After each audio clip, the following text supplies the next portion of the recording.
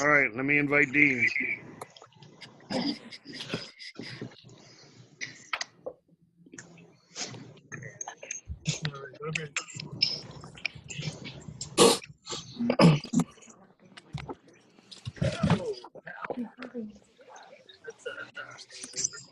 SoManyShows.com. I feel like I should do a radio intro. I need some music. Do it. Do it. Yeah, why isn't anybody playing Spice Girls? What's going on here? I thought that was your job. I thought you Listen, were doing it. I'm working with enough stuff. Somebody else could have brought the music. Ariel dropped the ball. Ariel's on her phone. I don't have any on iTunes. I'm sorry. Kayla, this is your chance for the greatest showman. Hang on. Your chance. The greatest showman. Get it done. Go. Now. No. No. There you go. Oh, wow. Poor Dean has no idea what he's in for. None. No. Although he has me on Twitter, so maybe. Now, when he arrives, I expect you to be the one time that you're all allowed to talk at once. I want you to like scream hello to him, okay? I want you to overwhelm him. Oh, look, there he is. Oh, There he is. oh, we're halfway there. Oh, I see a shoulder. I see a shoulder. All right, We get about 4% of Dean right there. The birth of Dean. That's it. Load.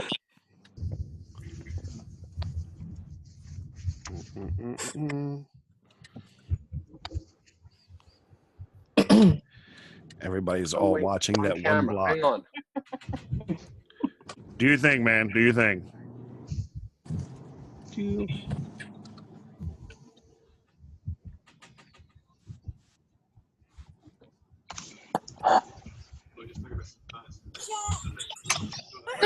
There he is. Everyone say hi to Dean. Hi. This isn't intimidating at all, is it? I can hear. Hey, Dean. Can you guys hear me? Yes. Yes. Awesome. Hear you. All right, so it's Don't gonna be even. a little crazy, Dean, but we're gonna try to make this semi-smooth. But you got a whole bunch of Brave fans here who have a whole lot of different questions for you. Hey, first, can we give him a round of applause for his amazing show? Come on. I mean, Jessica. People driving, clapping as they go down the road. Ignore the fiery crash in the left. Right. I recognize Don't mind voices. All right. I got papers. Look at this. I can move. Can I scroll and see? Look at all these faces I recognize. So Dean, since you're on the computer, that the upper right of your screen, you can change between gallery view and speaker view. If you keep it on speaker view, it will highlight whoever is talking at that time. Gallery view will show you everybody. Gotcha. So, all right. Who wants to go first? I need a volunteer. Instead of just picking on someone and getting you mad at me, who wants to go first? Casey's volunteering. There you go. All right, I like it. Go for it. I have a question for you for when you write. Yeah. After you're done with a script, when you just hand it off to the producers, do you have any input when it gets filmed? And if you don't have any input when it gets filmed, have you ever watched a final product and thought, wow, that's really not where I was going with that script? So, by the way, how's the audio level? Can you guys hear me well? Or do I need to talk loud? Okay. Yes. So, one of the nice things about television is that in television, as creator and showrunner, there's no point at which we hand off the script and then other people get to do what they want with it. It's basically we're in charge all the way to the end. So that doesn't happen on the break. Where it happens is in movies. That's basically what you just asked is my experience, every writer's experience in feature movies in Hollywood, for better or worse. Like you write a script and they can change it, and they often do change it in a million different ways. But in TV, the writers are in pre-production. We go on the scouts with the director every given week. We basically are a part of it. I mean, it's a lot more like being a playwright when you're in TV. It's really great. I mean, it's great. So for better or worse, if you don't like something, basically it's either Matt, Chris, or me to blame, more or less. And that they would too. All right, who's next? Somebody raise your hand. Show me your hand. Come on, don't be afraid. I will pick on do you. it. Christina. All right, go for it. I'll do it. Hi there, Dean. Hello. How are you? Okay, how you doing? Good, thanks. My question is that when we get season 2 and you're done with the filming, I was wondering if you guys, are looking that far ahead as to a way to celebrate. Is there any way to do like a fan fest or some way to have everybody maybe meet up if you decide to film in Albuquerque, New Mexico again, so that we could all meet up and get together and going together and party? I think one of the great things about the cast is, they're pretty much up for anything. I think a lot of times with first-year shows, they don't send us to things like a Comic-Con or these other cons. I sort of wish they would. But if we get a season 2, I have no problem planning some kind of what you guys are doing in Atlantic City and Atlanta.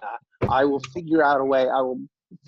We will have a Brave Con. I have no problem putting together a Brave Con at the end of season 2. Yay! By the way, it would basically, we could almost do an impromptu one here in LA right now. Because the cast just, any excuse to get together, we're happy to do. But, so yes, the answer is absolutely. Thank you. Awesome. Thank you. Sure. All right, I'm going to start picking people. Mike, you're up next. All right.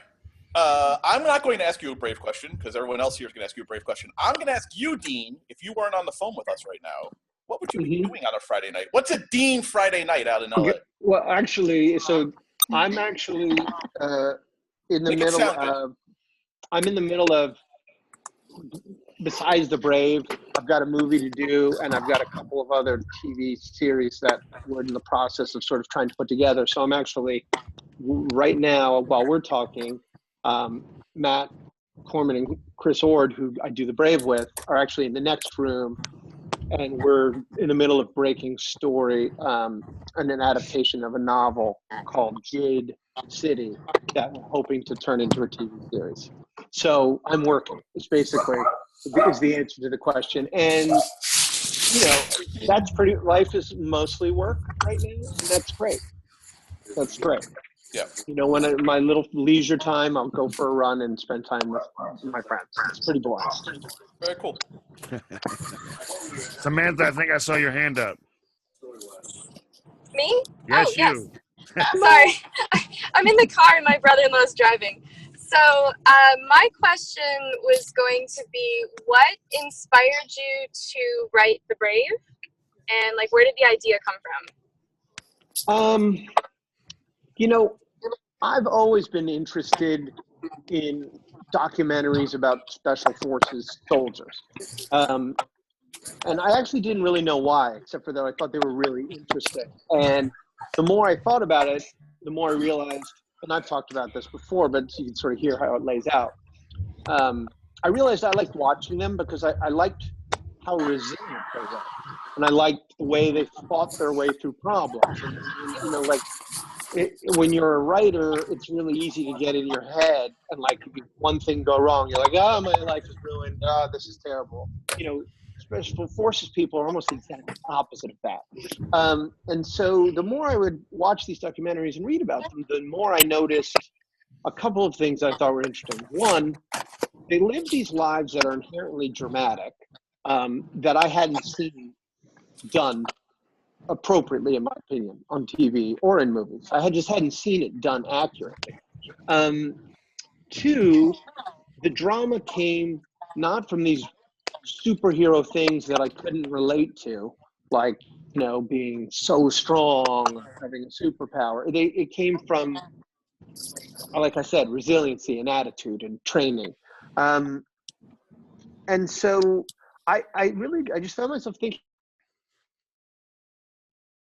I want to do a show, as strange as it sounds, in the same way I liked how Breaking Bad, the drama always turned off of tiny little things. I was like, special forces drama is really the same thing. Like, it turns on these tiny little things. Like, they do something great and they're on their way out of town and boom, they get hit in a car accident. Like, now what are they going to do? I love that. Now what are we going to do? And so I knew I wanted to do something in that world. And then the other half of it, sorry, it's a long answer, but basically when I had seen it in the past, I'd always noticed they would do the mission and then they would show the home life. And I always felt like when we cut to the home life, that drama was very manufactured. Because you as a dramatist, you have to make it equal to the level of the mission. Like, otherwise people are going to get bored. And so I had this idea that, well, what if you don't show, at least for the first season, you don't show home life. Like, you make it immersive, like ER. You stick, the audience is the sixth team member or the fourth analyst. And it really, then the last piece was just realizing a show about just a team of special forces was really half a show, just like a team about intelligence analysts was half a show. And I was actually in a restaurant and I suddenly just had this epiphany of like, oh, I have two halves of a show. I can just stick them together, like peanut butter and chocolate. and then I told a bunch of people the idea, and most of them said it was a bad idea. And then luckily one person said it was a good idea. It was a great idea. Fantastic. It would have gone to the bottom of the pile. Well, thank you. We love the show, so thank you so much. My pleasure. Oh, look, now I can see all of you at once. Scary, isn't it? Lorena, you wanted to go next? Who? Lorena. Lolly. Hi, Dean, how are you? I'm good, how are you? Mi nombre es Lorena, Argentina. I love the show. Thank you. Fan. My question, what you can tell us about background Elijah's history? How is this character in your mind? To ask that question again, I only heard part of it. You want to know background about what? Elijah.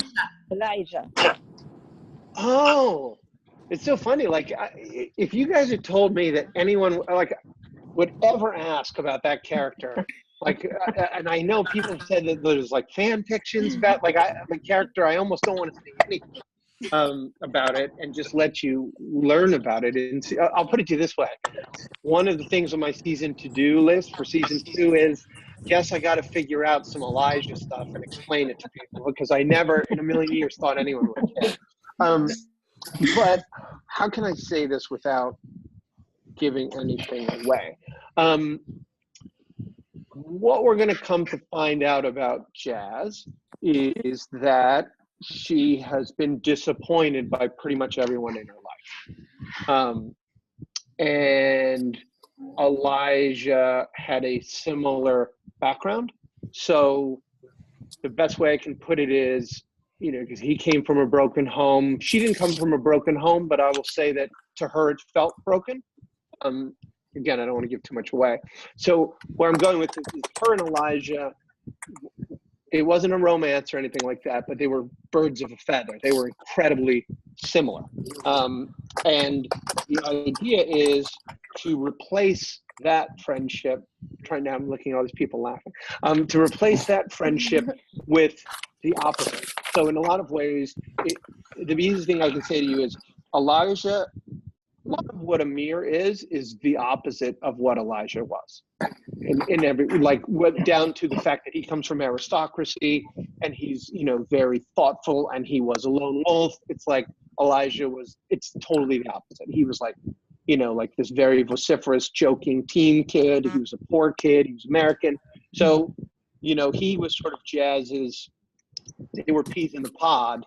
And now we're going to give her a different relationship friend with Amir. If that makes sense. Thank you, Dean. Sure. And I will say, and I've said this on Twitter, we talked a lot about how Elijah died, and we were going to do this like some epic story. And I remember Mikhail telling me about his swim buddy who, so when you're a Navy SEAL, you basically are paired up with someone who's trained. And part of the deal is you go everywhere together, do everything together. If you, like if one of you finishes the swim and the other's in the water, the one who finishes the swim gets punished. You never leave your butt. Mikhail told me that his longtime swim buddy and best friend was first guy through the door and just got shot. And so that's where the whole notion of, instead of coming up with some, Elijah, he jumped on a grenade and he saved 1,000 orphans. Like, what if it was just that random?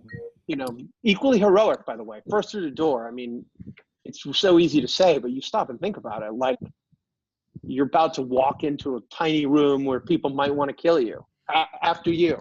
Please. So that's what I'll say about Elijah for now. Thank you. Sure. Nice. Kate, you're up. So you talk about how many projects you have in the works.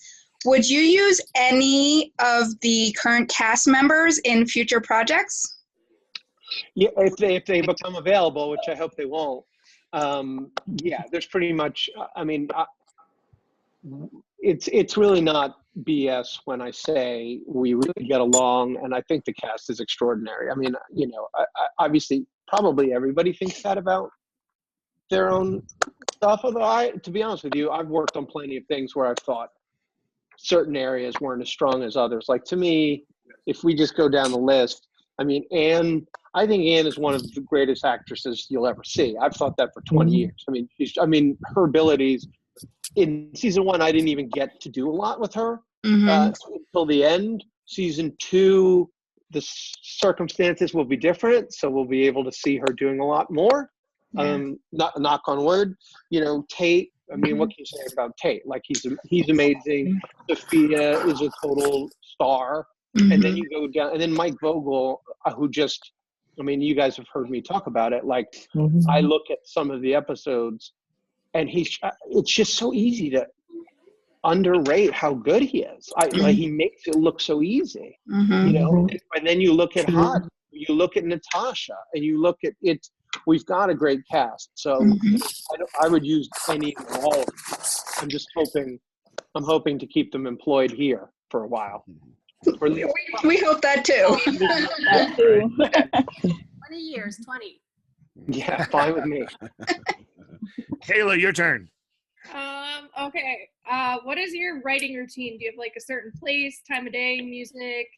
Yeah, I mean, I'll start by saying for a long time, I didn't have a writing routine, which is a bad idea. Because one of the things about writing is it's really easy to let your emotions get the better of you. It's really easy to get frustrated, at least in my opinion. I used to find when I was writing movies exclusively, I would wake up, and if I felt scared of writing that day, I wouldn't work, right? It's really easy to become stuck. It's really easy to get writer's block. So I think routine is a fantastic preventative measure.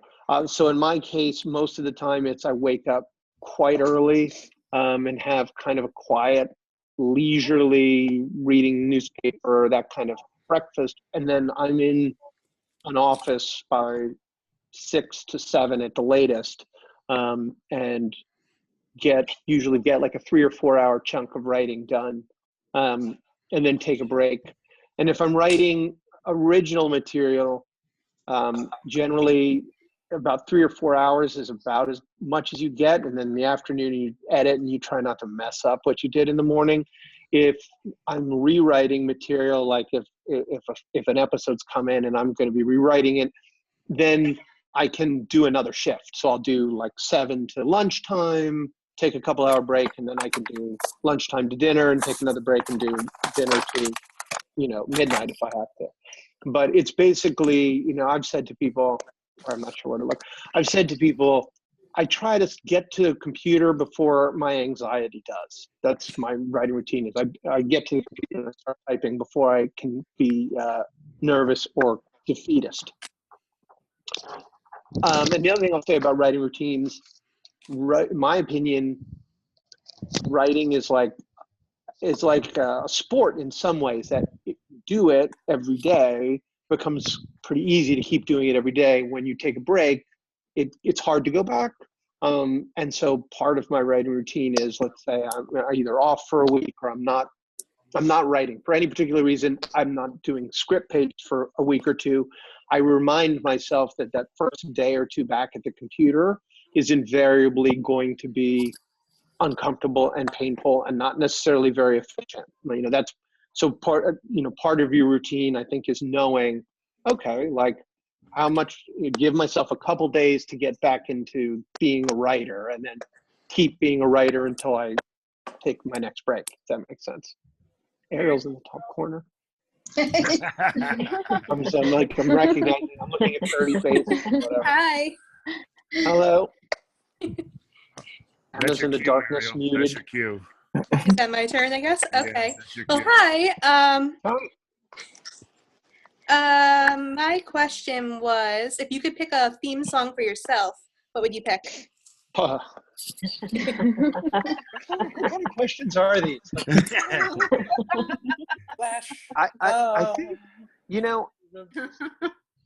I think I've said this before to Jay in answer to another question, but I think it would probably be the theme song to Cheers. I don't know why, maybe because it's just a theme song about coming together and hanging out and telling stories. But like, I wouldn't do Rocky or any of those. Like that all just feels pretentious. Eye of the Tiger. Nah. Something just, nice and soothing and not very ostentatious. Yep. No Spice Girls for Dean. How about you? What would your theme song be, Ariel? I think most of the people in this know this already, but it's Fight Song by Rachel Platten. Oh, that's right, because you have some group chat thing. The Precious group chat, yeah. There's 2 now. Just a couple. Dean, that's a vicious rumor, Dean. That doesn't really exist. Just rumor. Not real. Not real. Doesn't exist. Terrible. I feel like I'm in Shrek with these wireless headphones. Lily, you want to go now? Yeah, I'll go. Hi, Dean. Hi, Lily. How are you? I'm good. How are you? A little red wine I saw there. A little Vino Rosa. Nice. Cabernet for today. Nice. Thank you, first of all, for answering all of my crazy questions on Twitter. I love it every time you do. So awesome. It's my pleasure. If you could go back to yourself when the Brave started a year, 2 years ago, what advice would you give yourself? It's a good question. I mean, I should start by saying, I got really lucky. I would almost say my advice would be don't do anything differently than you did, because I think that I did a few things that I'm really happy I did. The first is, and this is mostly just comes from having worked in entertainment a long time, you start eventually through a lot of making mistakes, you figure out what works. And, so the first thing is make sure you delegate to great people, hire great people, delegate to great people, no assholes allowed, if I'm allowed to say that.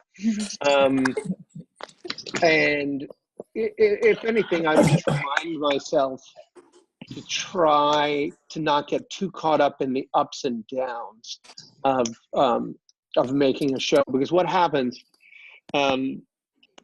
basically is in the course of any given week, once you're in production, curveballs happen every day, and they can feel really stressful. You know, I'll give you guys an example from this season. We, you know, our first few episodes, we were struggling to film them on budget. And now that's fairly typical for a new TV show. But we were struggling to get our budget down. And it got to a point where it kind of like, okay, we have to get our budget down. We have to be responsible starting in this episode. And it was actually the Seville episode where I got a phone call essentially saying, you have to get to this number, and no matter what.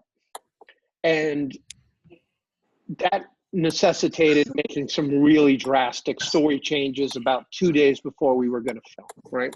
Now, those things end up happening all the time when you're making a show.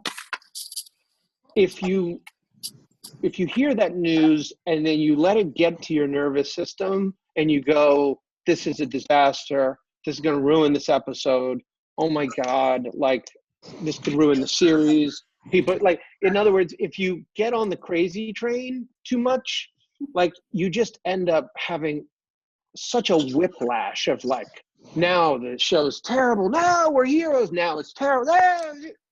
Same thing with, frankly, watching ratings or reading reviews. I mean, you know, you just can't get that invested in the things beyond your control, because it will just, I mean, that's true in life, let's be honest, but like in this business in particular, it's magnified because it's whiplash. It's stressful. So that would be my other piece of advice would be, I learned it. It took me a little while to learn it. I would sort of try to learn it a little faster. I'd remind myself, don't get caught up. Or as Chris Ord likes to say, it's going to be great, which is why we put that in that episode. Dalton say it's going to be great. I would have adopted that a little faster. You know, it's easy to say. Sometimes it's not so easy to feel. That's good. Thanks, Dean. Sure. Maddie, you're up. Hi, Dean. Hi. I'm looking for you. Oh my I know you're looking for me. Oh, there you are.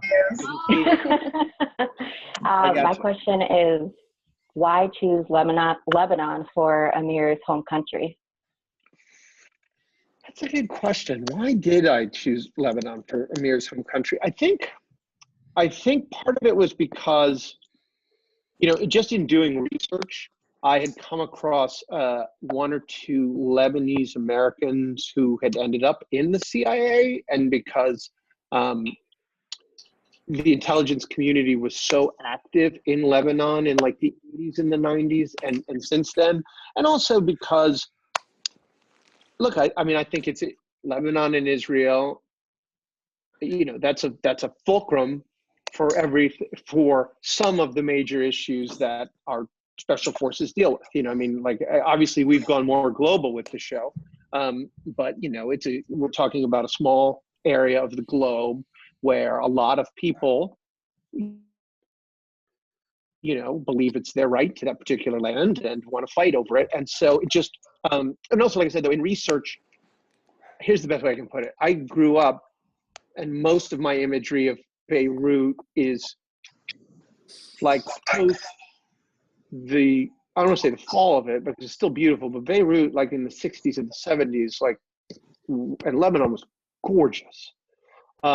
And when I thought of Amir, you know, I knew I wanted him to come from a place that was touched by war, but that still had wealth. I knew I just inherently wanted it to be a place I associated with sort of grace and beauty. And so Lebanon, it just felt like Lebanon was the right place. I don't know if that's a satisfying answer, but you know, sometimes you just, no, I mean, the truth is sometimes you just sort of get things. Like when I first thought of jazz, I mean, the first thing I thought of was, I'm not a Muslim, I'm a New Yorker. It was literally the very first thing I heard in my head about her was that. So, you know, with Amir, it was the first thing I thought about him was wealthy Lebanese family who lost his sister in a suicide attack. It was just, that was the way it came. Perfect. Thank you. Sure. Perfect. Like perfect. Oh. Tasha, your turn. Hi, Dean. How are you? Hi, how are you? Good. I just wanted to find out, you have great writers and directors on your show, and I just wanted to find out, how do you choose your directors and writers for each episode?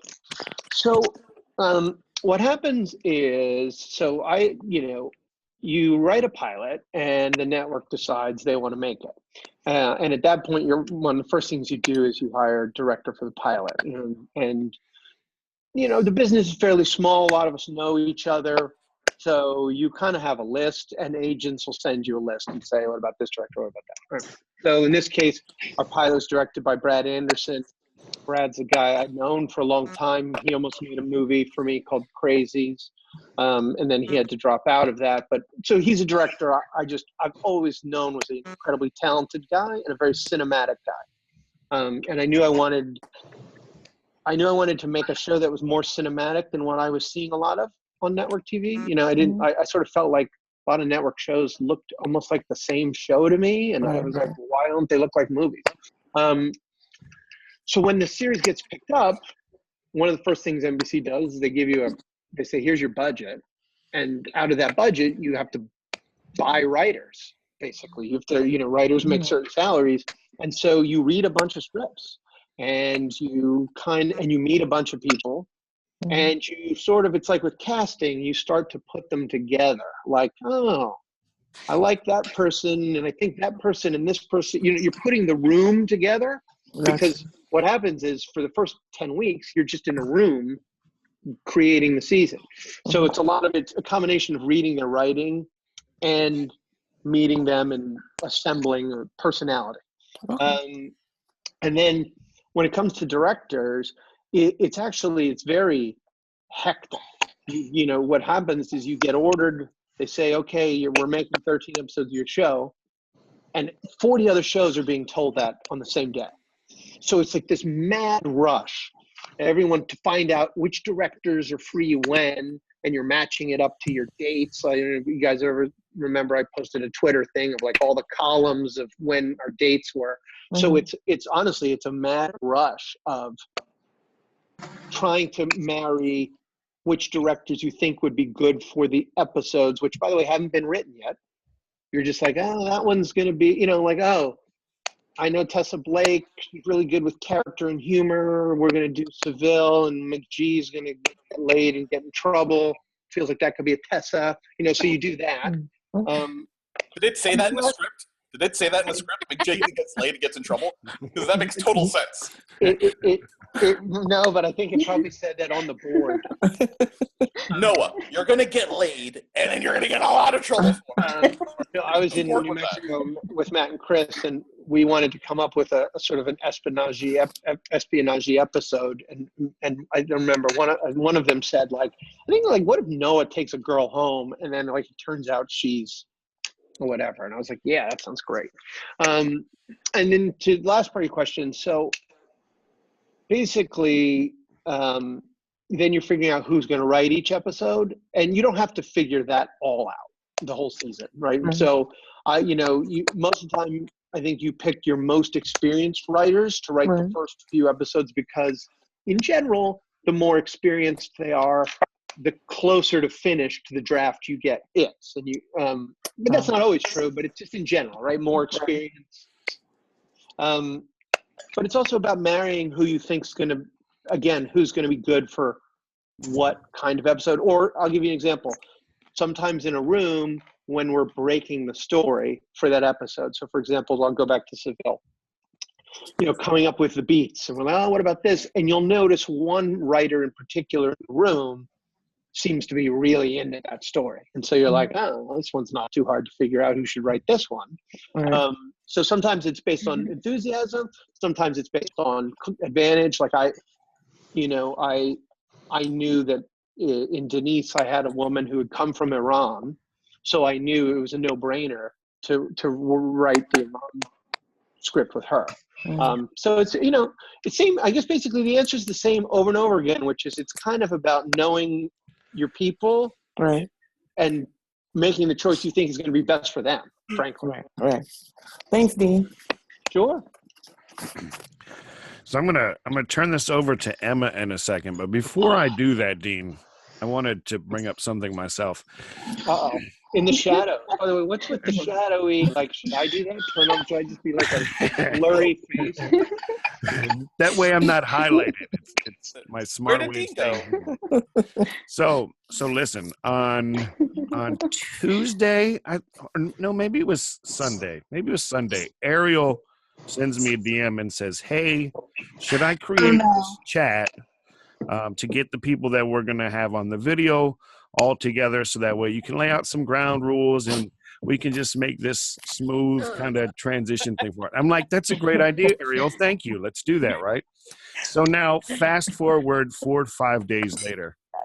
Now, I actually thought about just putting you in this chat randomly one of the days just to throw everybody off. But I wasn't sure that you would ever talk to me again, so I didn't. But you need to know that you really inspire these people in so many different ways. I'm not kidding when I tell you that between that time, which I think, now thinking back, it was like Sunday at 11 p.m., but between then and now, there's easily 20,000 messages that have gone by. We have discussed things, obviously the Brave. We've discussed the Spice Girls. We've discussed freeways and highways. What else did we discuss? Somebody give me some things because I can't remember now. Oh yeah, Starbucks and Dunkin' Donuts. Yeah. Speaking of that, Dean, Starbucks or Dunkin' Donuts? What's your choice? Choose wisely. No, you can't. You can't be political here, man. There's no political. I wasn't being political. I was like, hey, I mean, I'll go to either one. I mean, normally I would say Dunkin' Donuts, but now has a new drink that I kind of like. But I generally am a culotta guy. Wait. I heard that you're from Pennsylvania, right, Dean? My family is from Pennsylvania. I'm from New York originally. Oh, well, have you heard of Wawa? Come on. Of course. Have I heard of Wawa? I lived in Wawa. Thank you. So Wawa's in the running with Dunkin' and Starbucks. Wawa's You just broke my heart with that answer. I'm sad now. I can't please everybody. Yeah. Dean really wants to say Tim Hortons, but he's sensing the tone in the room, and he's like, "I'm not going to go there. Fuck the Canadians. I'm not." So I just wanted to give you an idea of how so many people that months ago would have never talked to one another on the street have all gotten together and come together over so many things, and they support one another and they are there for one another. And I'm not kidding you when I say this chat for real is 24 hours a day, 7 days a week, and it is nonstop about everything. So I just wanted you to know you mean something to these people. No, that's great. I mean, it's interesting. There is a strange force around this particular show. I think I've talked about it before, but we sensed it in Morocco. It's just, frankly, regardless of whether there's a season 2 or not, like there was just, even if they hadn't made the series, like there was just a strange synergy about it. I think, the best way I can put it is it feels like all of us have sort of turned into better versions of ourselves somehow working on this show. And so I think it's one of the things that's really neat is to see that kind of just expand out into, wider people, because then it can just keep propagating. Like your chat can go on forever and you can add new people to it, except maybe Ariel needs to be careful about adding her best friend. And then, that's what's great. I mean, that's the kind of stuff you just can't measure. I love it. All right, Emma, you're up. It's your turn, girl. It's your turn. I don't know if this is gonna work. Oh, it does work. Of course it works. I forgot what was my question. My question was literally just how do you come up with a good name for a character? Well, I think naming a character is one of these things where you either come up with it right away or it takes you forever to come up with it. So I don't have like a sort of a foolproof answer for it. I will say when in doubt, I will walk around and just like look at everything. I'll look at the name of every store. I'll look at the name of every street. I'll look at the name. I'll call a friend and say, tell me the name of your 10 friends. Like I will, when I can't come up with a name, I'll just act like a vacuum and just like, but sometimes it's easy, with trying to think, Jazz McGuire, those were easy. Amir was easy. Preach was originally nicknamed Juice because he was a tech guy and everything he used ran on electricity. But then I realized Juice is also O.J. Simpson's nickname. And I was like, but what's really funny is, so there's an example of we made that change in like basically the day before we started filming the pilot. We were still like, oh, Juice, we were trying to come up with nicknames. We didn't like any of them. And Preach was sort of like, we were like, yeah, sort of like it.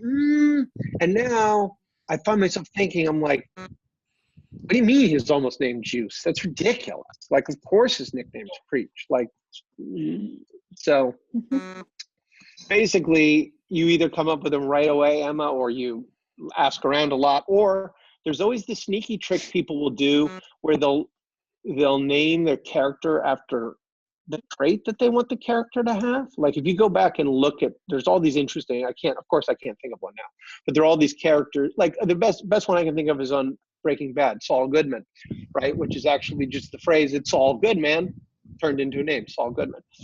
So there's a lot of times you'll find people do these freaky little phrases have been turned into names.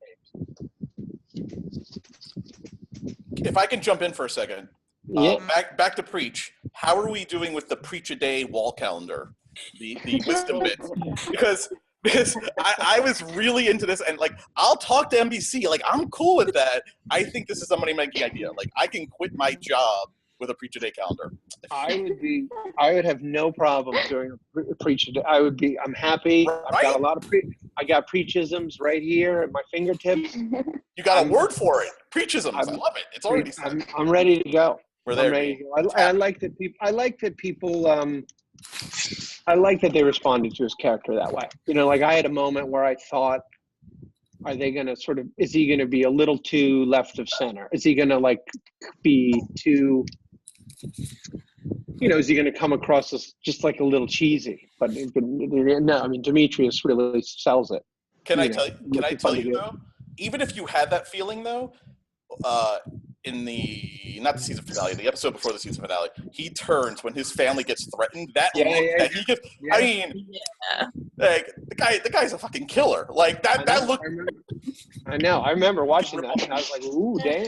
Yeah, for sure. I loved it. I was like, "Shit, you go Demetrius." Mike, give someone else a chance, man. Get your calendar later. Bro, I'm cutting you in on the royalties, Jay. God. Dean, just so you know, if you see people snickering here in the chat, it's because we're talking in the background in the chat on Twitter, and we're trying to convince Mike to take his shirt off, but he won't do it. Marie, do you have a question for Dean? Hello? Yeah. Yeah, all right. Hi, Dean. Hi, how are you? I'm all right. It's Saturday morning here in Manila. I know. I was going to say. All right. Given the chance, who among the cast could you see direct a future episode of The Brave? Let's see. Who would be? I mean, I think probably my first go-tos would probably be Mike Vogel, and I also think Hadi Tabal are probably the first two that I think of in terms of they're analytical and they're really thoughtful. I mean, directing is actually it's a very complicated job. And it's very detail oriented. You have to know that you're getting every little piece that you need. So it's, people think directing is about emoting and performance. It's as much about organization. The best thing a director is in TV is organized. And so I would probably say, I bet Mike will be the first to do it, just because he's so thoughtful about everything he does. And same thing with Amir. but you know, they've all got the ability to do it for sure. Natasha will be the last, not because she's not, because she would not want to stay. She wouldn't want to stay and film the like 4 hours of filming you have to do to get the action sequence where you have to film the wheel and you have to, you know, like for example, I'll use an example people know really well. It's like that Iran episode where she's shooting and, you know, Jazz is going to snipe. All those pieces, like the team down in the car and Jihadi in the restaurant, like it gets boring. I mean, I don't say boring. It's tedious to film them all, and I can just see Tosh saying, like, I'm fucking out of here. I'm out. I'm out. Oh, that's too funny. Oh, man. Let's move to the most offended one here. Let's see if she's gotten over it yet. Beth, it's your turn. I don't know. I don't know if I'll ever get over it, truthfully. Was the Starbucks Wawa thing? Yeah. I worked for Starbucks. You're that offended about the coffee thing? Yeah, it's a long story. Goes way back. Anyways, question. So I've noticed a lot of the characters don't have a father figure or don't have a very good father figure. And I was wondering if there was any correlation with that and the characters that you made or any influences you've had in life in creating them and a lack of good father figures. I mean, that's an interesting question. Like, I mean, I personally didn't really have a father figure. So, I mean, I'm assuming that probably has an influence. Although, honestly, I've never thought about it until right now. So I'm like on the spot, on camera, just like every writer's dream. But I do think, yeah, I mean, I don't want to say like, I you know, a lot of people that I've met in the special forces, you know, they break down into two categories. Either they come from rock solid families or they come from, you know, versions of broken homes.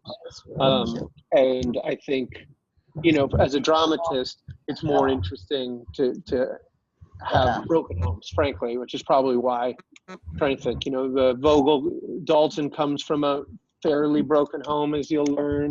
Jazz, definitely. Amir loves his I mean, Amir's family was rock solid. Preach's family was solid. McGuire had his mom.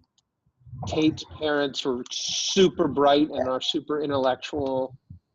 And Sophia, so yeah, I mean, you guys don't know all this, but I would say, you know, maybe half and half. But yes, I'm sure that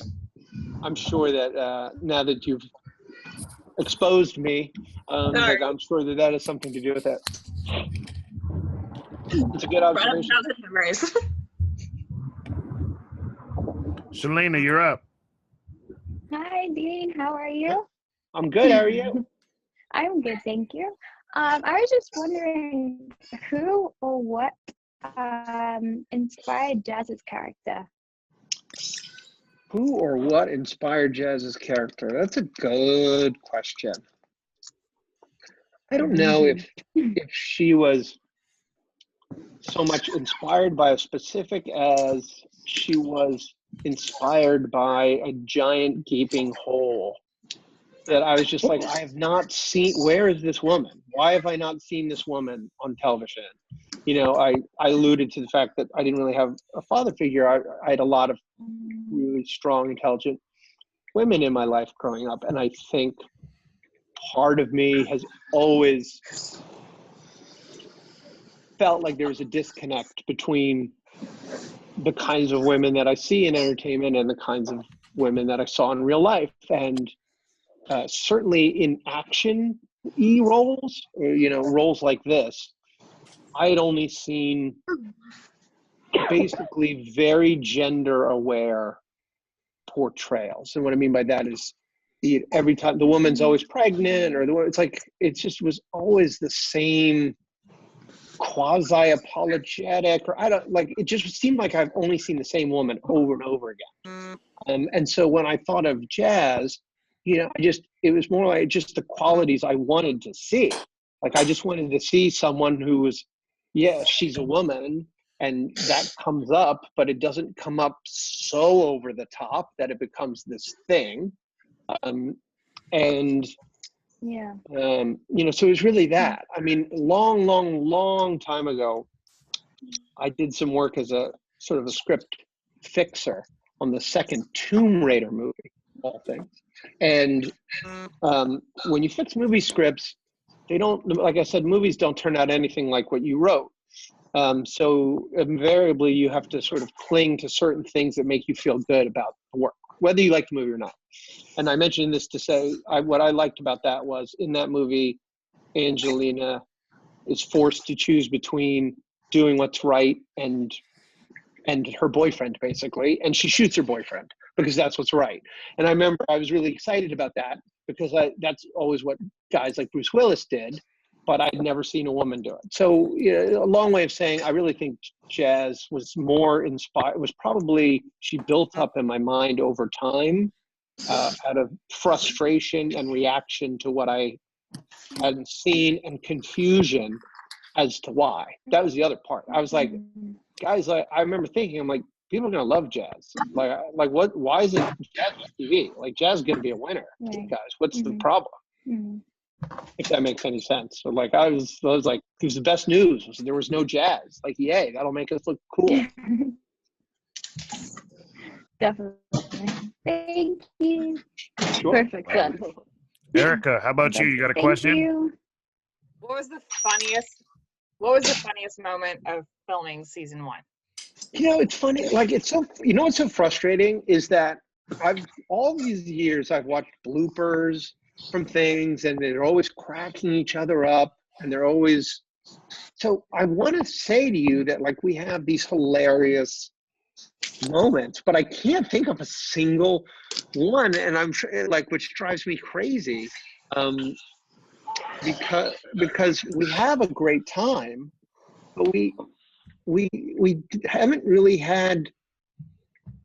I mean, there have been off-camera things that have been funny that haven't had to deal with our cast, where extras are crazy or trying to think, is there I mean, all the stories would be unintentionally mean, which I don't want to be. So, let me think about that. Let me try to come back to that one because I know there's an answer. I just can't for the life of me, think of one. And we hardly have any bloopers. Okay, you know what? I can think of one actually, which is in an episode that we filmed it out of sequence, but so I think it became the start of Moscow Rules. Jazz and McGee are playing horseshoes, and in real life we filmed it for like 20 minutes, and the trash talking between Noah Mills as McGuire and Jazz, and in particular, I mean, you guys know this because you've seen the show, but let me just tell you, Noah Mills is so funny, and his comic timing is so good that I just sat there in tears because every time they would start the scene again, and basically the feed line would be, she would make a bad throw and he would say, Jazz for a sniper, and then he would ad-lib the rest of it. So one time he'd be like, for a sniper, that was really poor. Or, like Jazzy, expected better. And it just went on every time. He was just funny. Every time. I mean, it's interesting because he's obviously such an attractive guy. But his comic timing is just, I mean, there's a reason why you guys laugh when you see, it's like, it's not hard to make him funny on screen. Like he's funny all the damn time. And if it was easy for me to access that footage, I would post it, and I'll try to find it, because it was worth it. It's 15 minutes of him just ad-libbing. Love it. Kath, do you have a question? Yeah. Can you Uh-oh. hear me? Yeah, we can now. Now we can. Okay, you can. I don't know what I'm doing. I've never done this before. As opposed to the rest of us. Oh, well, I don't know. Y'all may be tech geniuses. I don't know. Where are you? What parking lot are you in? I'm actually, What I'm alley are actually in you the sitting driveway of my house. Oh, okay. Yeah, I have a toddler, so I can't go in the house. I get it. Y'all still there? Yeah, It's like we're all freezing. here. I'm so sorry. Off to it. If you could have any guest star in the entire world, dead or alive, who would it be? I mean, you know, my first instinct is to say Ben Kingsley. I don't know how many of you guys know Ben Kingsley, the actor. He played Gandhi. He was also in this movie Sexy Beast, where he played a completely terrible guy. Like he was in Schindler's List. Like, he's just the most amazing, versatile actor, and I've always wanted to work with him. And I've gotten to work with a lot of big movie stars, but I've never really gotten to work with Ben. And so that's the person who popped into my head was Ben Kingsley.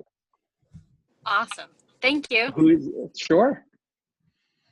Kyrie, how about you? I don't have a question. You're just hanging out? Yeah, sorry. See, you got caught off guard now. See? I did. I don't have a question. All right. Oh, no, I do. I actually have. It's like magic. It's like magic. Yeah. No. She saw line forming. She just joined up. She didn't know what was going on. Yeah.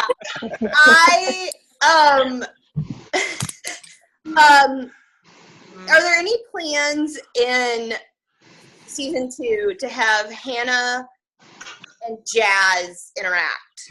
Yes. Yep. I mean, you know, and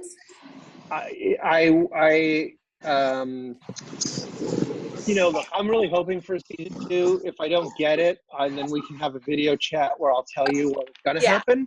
Okay, that's fair. But I will say that we're making some creative choices in season 2 that are going to allow you to see more personal stories and also to see more interaction between the DIA and the field team. I'll just say that, like, you know, one of the things that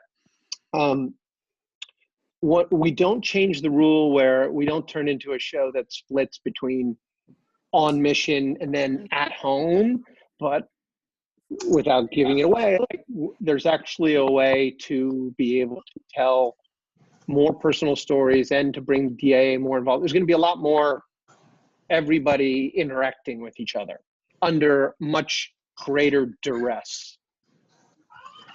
Interesting. Very cool. Thank you. Yeah, I'm gonna get a lot of hate mail after the end of the first episode. That's all I'll say. No. That's not good. That's not good. No. No. Yep. Perfect. Start writing it now, everybody. Start writing it now. Nicole, you got a question? Yeah, I have one question before I run to go pick up my son from daycare. My question is, Dean, do you know how this show is going to end? Like, if you get unlimited seasons? You know, it's a good question. I sort of have an idea for what I would want the last scene to be. But that's about it. You know what I mean? Like, this isn't one of these shows. Sometimes when you're working on something creatively, you know, especially if it's really serialized, where you almost have to know where you want to end up with everybody. This isn't like that. You know, one of the things that's fun creatively, like if you had asked me 3 months ago what season 2 is going to be like, I would have given you one answer, and we've had more time to work on it.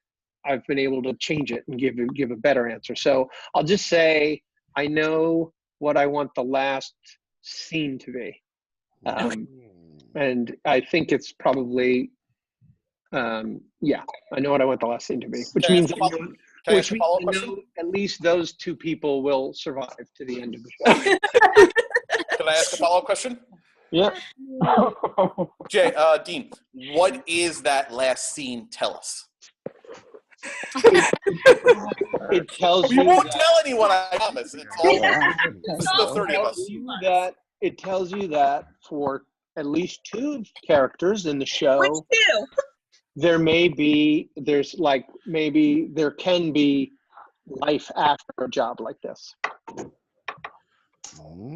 That's all you're getting, Mike. No more. Big G in the mirror, man. No more. Forever. No more.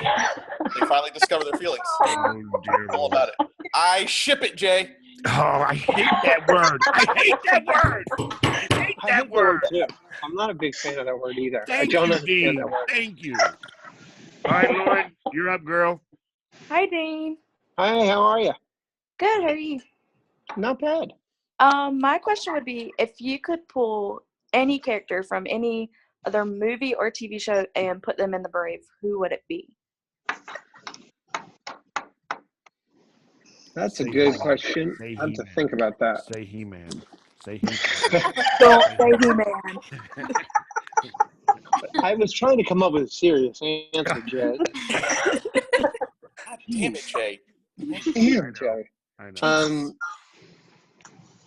I think off the top of my head, 'cause I'm gonna limit myself, right? Because otherwise, if you like, it's too hard, right? So I'm gonna limit myself to network TV, and I'm gonna limit myself to NBC. So I think I would probably say, James Spader's character from The Black. I mean, he's just, it's my friend's show, and I know the original idea, which was a 3-line idea. It was concierge of crime, and I just think that's just a cool idea. And so that would be, it'd be fun to see him. I mean, it would be off tone because we're not, it would be violation of our tone, but I can watch him anything, and I love that character. I approve that, Dean. I approve it. Good crossover. I like it. Hey, Patracy. How about you, Patracy? Oh yeah. Hi, Patracy. Hello. Hello. Okay, so this might show my age, but when I was a kid, we would love to play outside, and we would get props and sometimes make costumes, and we like to play Charlie's Angels and Wonder Woman, one with Linda Carter. So I'm curious, did you ever play like that with your friends when you were young, Dean? And if so, what show was it? And I bring that up because I see a lot of laughing. I want to go out and play this character. I want to go out and be Dalton. So it's reminiscent of that for me. So Well, actually, I am one of these people that, like, whatever movie I just saw, I want to be that person, right? So, like, if I come out of a James Bond movie, I want to be James Bond. If I watch Sherlock Holmes, I want to be Sherlock Holmes. Like, I've always been that person. But I will say, the A-Team made a particular impression on me. I see Jay doing a little high five up there. That's my boy, Dean. That's my boy. So not that I played A-Team, but that was like just remember I liked that group. Did you anticipate that the Brave would have people like get so invested in certain characters like they pick one? I mean, the whole TV experience is new for me, and it, so I don't really know what I anticipated as is social media. So what I should say is, like, I didn't so a lot of people had said to me, the thing about television is you create a long-lasting relationship with an audience, and the other thing about television is, millions of people watch it every week, and you'll be surprised at how rewarding that is. And I will say it's really rewarding. It's fun and cool. But it's, I'm not surprised. I would say I'm not surprised that people like the characters the way they do, because I just think the cast does such a good job of bringing them to life. I mean, like, as I said a little earlier, like, we have a writer on staff who loves to complain about everything. And he just loves to complain about the fact that Noah Mills is so funny. He just can't, it just drives him insane. He's like, it's not fair. Why is that guy funny? Why is that guy fun? So, I'm not surprised that people respond to them because I think the cast does such a great job, investing people in them. Did I miss anybody? I did get everybody, right? Raise your hand if I missed somebody. Did I miss anybody? Anybody? Last chance, okay? You're not going to get a second chance. One question. Yes. Dean, what can you say about Adam and Jazz ship? No. What can I say about which ship? Adam and Jazz. Oh. And Jazz. Well, I can say that there are a lot of fans who want it, and there are a lot of fans who don't. And I think if I said anything more, I'd be probably giving stuff away.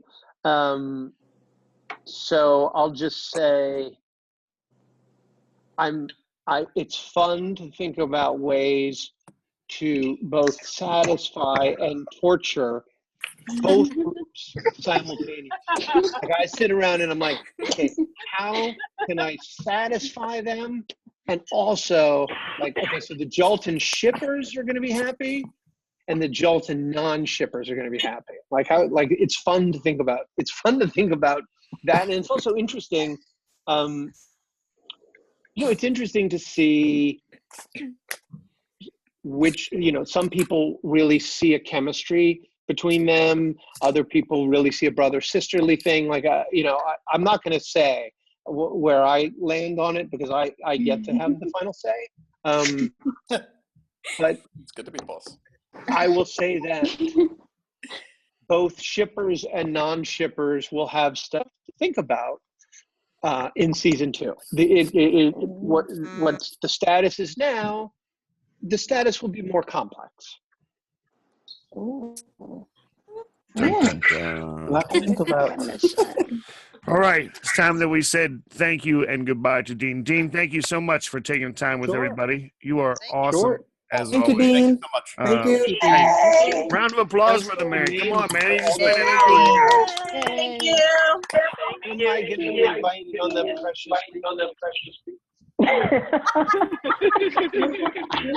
You want it. Take that as never. That sounds like never. Oh, man. All right. Hey, thanks, everybody, for hanging out with everybody here, whatever. Ari, And what's thank you, Jake. gonna happen to our video chat on Twitter now? Hey, you know what? On forever. Hey, Jay, let me just give a public service announcement. Yes. Which is just so people have a sense of schedule. So I'll meet with NBC next week. But that meeting is going to be a fun meeting. Like there's not, people are like, oh, you go great. And I really appreciate that. But to be completely honest with you, that meeting's not going to make or break what they're going to do. I honestly think the decisions are going to be about scheduling as a whole and how their new shows come in. I am really excited about season 2. I think that if anything, it will make them go, oh, that's, I see how that could expand viewers, right? I mean, but it's entirely possible we will not hear until May 6th, 7th, 8th. I don't know when. And odds are it will be on the internet before I will know. But just no news is not good news or bad news. It's just waiting. Good deal. Good information because everybody wants to know. I do think that, there's a part of me that thinks it will be fun if we get a second season to just sort of be like, hey, you people who said we were canceled. Right. Yes. I think that Twitter trend for that. I don't think that they would speak quite as definitively now as they did back then. I mean, that's an interesting thing, because I think in the fall, they saw certain numbers and just said, okay, based on these numbers, blah. But the reality is network television's changing. The numbers of viewers are changing. And so what we looked like in the fall might have been like, okay. And suddenly by spring, you're like, it's not as bad as we thought. So I'd say we very much have a chance. I won't be surprised either way, to be honest with you. I really won't. But I'm hopeful. Yeah. I am too. Good deal. We need that second Yes, season. guys. All right, Dean. Thanks, man. Thanks for your time. Everybody else, thank you. You guys are all awesome. Thank you. Bye. Bye. Bye. See ya. Bye. Peace.